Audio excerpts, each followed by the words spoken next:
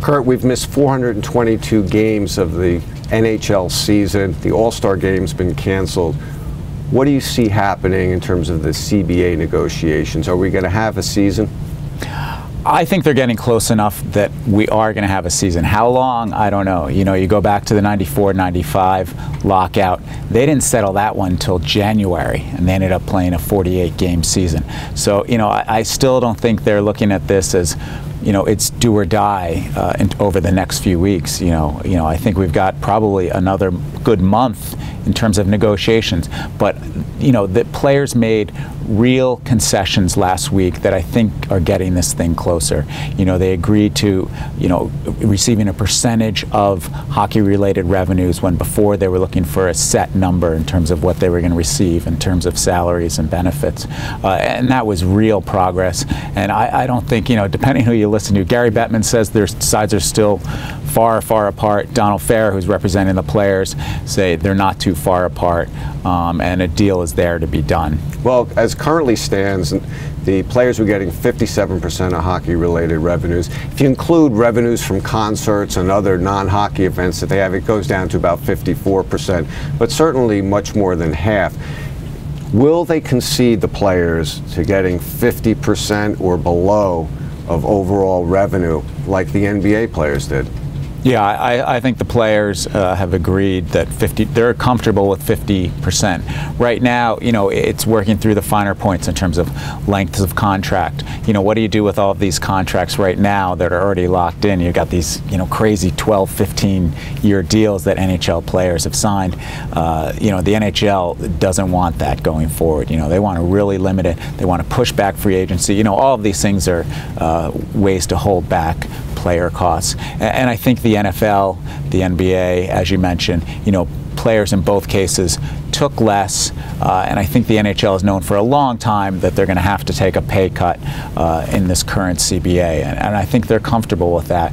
But you know, there's all sorts of details around that that they're trying to work through right now. Is Bettman looking to do something different with current contracts of hockey players than David Stern did with the NBA and how he handled players that had long-term deals? Well, you know, the NBA, they just keep shortening those deals. I mean, the NBA, you know, they're down to 4-year deals in most cases, you know, some 5-year deals. You know, haven't seen that in hockey. You know, hockey right now has this make whole provision that is, you know, is dragging things out, you know, that, you know, where it's $380 million in terms of, you know, what do we do about the player contracts that are in existence right now? You know, who's going to fund that money? Is it going to be current players that they're going to be paying off these guys? Is it going to come from the owners? You know, that still has to be worked out. And revenue sharing, certainly one of the biggest issues right now too, you know, trying to help the small market teams right now. You know, one team that is certainly going to be a winner out of this deal is the New York Islanders.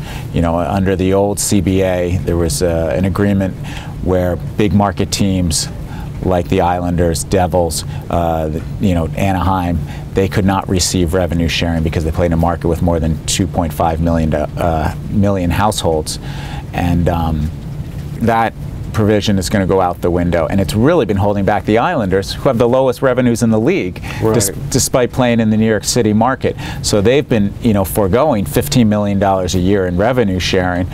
So for them, a new CBA without that provision will be a big benefit. The NHL right now can share roughly $150 million in revenue. Is it likely to go up from there? And how would you draw a parallel between what the NHL wants to do with revenue sharing from the standpoint of Commissioner Bettman versus what David Stern did in their new CBA? Yeah, they're looking to go from about $150 million up to $200 million, and I think that's a number that both sides are comfortable with right now. You know, it's not a huge jump. You know, it'll provide those low revenue teams, you know, a little more help. You know, the NBA made, you know, they almost had no revenue sharing to speak of. You know, they were doing $40 million, you know, a year for a couple of years, and they'd gone up to $80 million. You know, the NBA went out and tripled the amount of revenue sharing that they were paying. So a team like the Milwaukee Bucks went from getting just $5 million a year and now they're going to get, in the neighborhood of $15 million a year once revenue sharing is fully implemented. So, the NHL has been transferring significant payments, in the neighborhood of $15 million a year to those franchises that are really struggling, like the Phoenix Coyotes.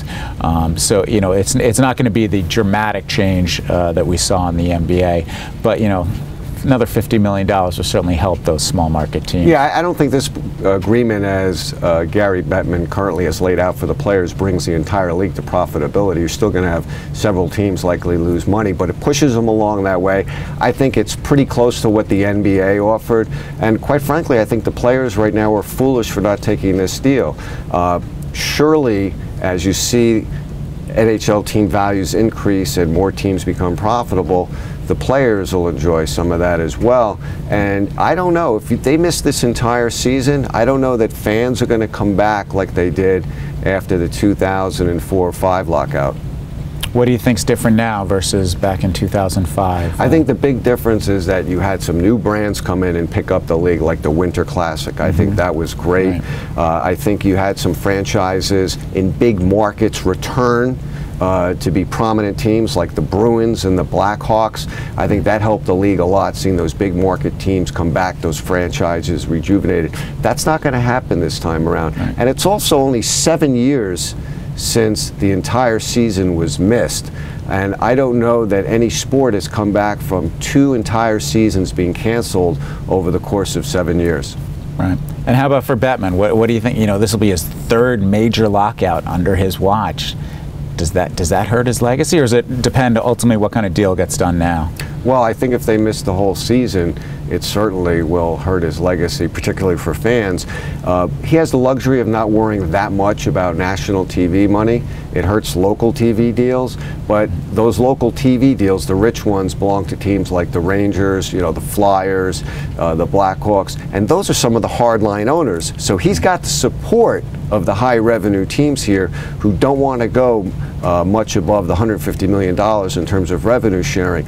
But I think Bettman really wants to help teams like St. Louis and Florida and Phoenix, because if you look at what the NBA did and what Stern accomplished, after that CBA, you saw the Hornets sell for $335 million, the Grizzlies sell for just about the same. So you had 2 of the small market, lowest revenue teams in the NBA suddenly go way up in value. That made those owners very happy, and I think that's one of the things Bettman is trying to accomplish with the new NHL CBA.